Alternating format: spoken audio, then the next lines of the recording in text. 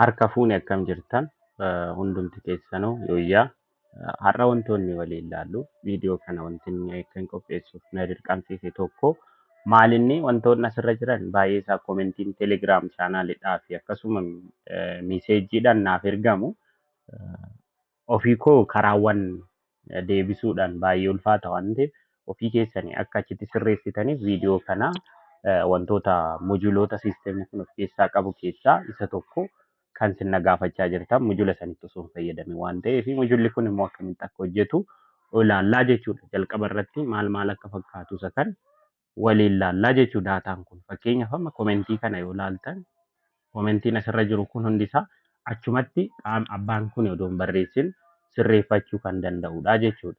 Fakkeenyaaf viidiyoo kanaa olii kunis haaluma saniin kan sirraa'uu danda'u waan ta'eef wantoota asirra jiran kan waliin ilaallaa akkasuma immoo viidiyoo kana haga dhumaatti yoo ilaaltan waan baay'ee isaa wantoota ofii keessanii furuu dandeessan waliin ilaalaa deemnaa akkasuma YouTube chaaneelii kana subscribe gochuun dagatinaa isiniin jedha. Ittaansinee gara siisteemaatti seenu. Gara siisteemaatti seenuuf Oromiyaa cashbook.org jennee sanaan booda username password keenya taayip goonee seennaa. Gara gadi mallattoo diimaan kan barraa'ee jiru kana bira dhufna. Isa kana bira dhufnee manage all cashbook kan jedhu sanaan booda cashbook manage cashbook kan jedhudha. Amma isaan kan jedhan asirratti yoo ilaalle maal jedha gaafichi Harargee Baarraa jedha maallaqa dogoggoraan kan galmaa'e akka nuuf sirraa'u gaafannaa jedha. Nuuf sirraa'u gaafannaa jedha. Akkaawuntii kanaan qabatee jira. Guyyaan immoo 28/3/2016 jedha. Fakkeenyaaf amma as dhufnee isaan akkaawuntiin isaaf filatan akkaawuntii kanaa booda guyyaan fakkeenyaaf guyyaa kaleessaa kan galmaa'e yoo jenne next gaafa jennu daataa akkasitti qabatee nu dhufa guyyoota kanarra kan galmaa'an daataa guyyaa kanaan galmaa'an akka nuu fida guyyaa guyyaadhaan fida waan ta'eef fakkeenyaaf guyyaatti dogoggorre isaa filannee galmeessinaa sanaa booda mallattoo gocha kan jettu tana jala shaw goosifna yeroo tokko kilik goona sanaan booda inni kun nuu dhufa foormiin kun erga pop-up ta'ee booda wantoota guyyaa kanatti kan galmaa'e descriptioniin daataa keenya haala kanaan galmeessinee fudhee maal kan jedhu jira. Sanaa booda maal goona edit kan jettutti buuna kontantii isaa fakkeenyaaf birrii 3,630 kana jijjiiruun barbaada yoo ta'e edit jedheen isa kan hamma ammaawuntii kootti jijjiira. PV nambarii yoo dogoggore isa kanatti kan jijjiira. Yoo lakkii walumaa galatti dogoggoraa isaa kana sirreessuun barbaadu yoo jennu delete goona. Yoo immoo akkaawuntii jijjiiruu barbaanne fakkeenyaaf isaan akkaawuntii lama qabu geejjibaa fi idilee qabu. Geejjibarraa gara idileetti deebisuu barbaanna yoo ta'e fakkeenyaaf akkaawuntiin dura ittiin galmaa'ee jiru idileedhaan galmaa'ee jira.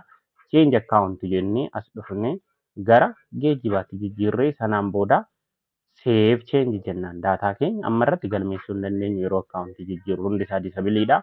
Akkaawuntiin banaan ishee kana qofa save change jennaan bank account from this to gara kanaatti jijjiirraa jechuudha. Kanaa booda isa kana filannee change account erga jenne save change erga jenne booda daataa keenya gara barbaannutti nu jijjiiraa jechuudha. Tuutoriyaaliin keenya isa kana. Inni itti aanee jiru immoo erga post goonee booda odoo an post hin godhin foormaatiiwwan garaagaraan yeroo nu rakkisa jiraate daataa keenya akkasitti filannee next jennaanii yoo jiraate nutti fida. Fakkeenyaaf guyyaa 24 ji'a tokko kan galeeru daataan galeeru kana sanaan booda shaw goonee ilaallaa. Yoo baankii ammallee dogoggorree jiraanne baankii change baankii jennee akkuma kanaatti foormii kana jijjiiruu dandeenya yookaan immoo edit goonee kontantii as keessa jiru jijjiiruu dandeenya jechuudha. Delete gochuu yoo barbaanne immoo delete goonaa jechuudha daataa. Kun kan walitti qabatee jirudha. Akkasuma immoo moodela jaas bifa barbaannu yoo galmeessinee jiraanne edit akka goonuuf nu gargaaraa jechuudha. Mujulli kun kanaaf kan qophaa'edha.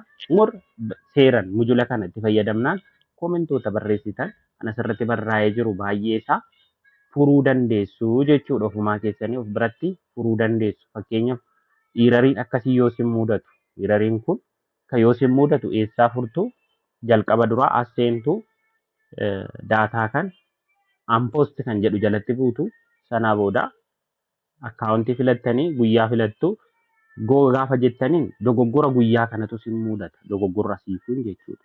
Sanaa booda isa sanitti buutanii guyyaa keessan guyyaa isa sirrii edit gootanii guyyaa isa sirrii filattu jechuudha. Asitti dhufeen guyyaa kanatti bu'een save jedhaanii daataa keenya direct naa jijjiiraa jechuudha. Gara guyyaa har'aatti jijjiiraa jechuudha daataa kana. Kanaaf bifa kanaan maneej gochuu dandeessu jechuudha. Maneej gochuu dandeessu. Yoommoo gaaffii qabaattan komentii teelegiraam irratti barreessuu hin dagatinaa. Akkasuma hanga tiitoriyaalii itti aanu walitti deebinutti nagaan turaa. Yoo viidiyoon kun isinitti tole laayik, sheer gochuu hin dagatinaa. Akkasuma immoo sabskiraayib gochuu hin dagatinaa.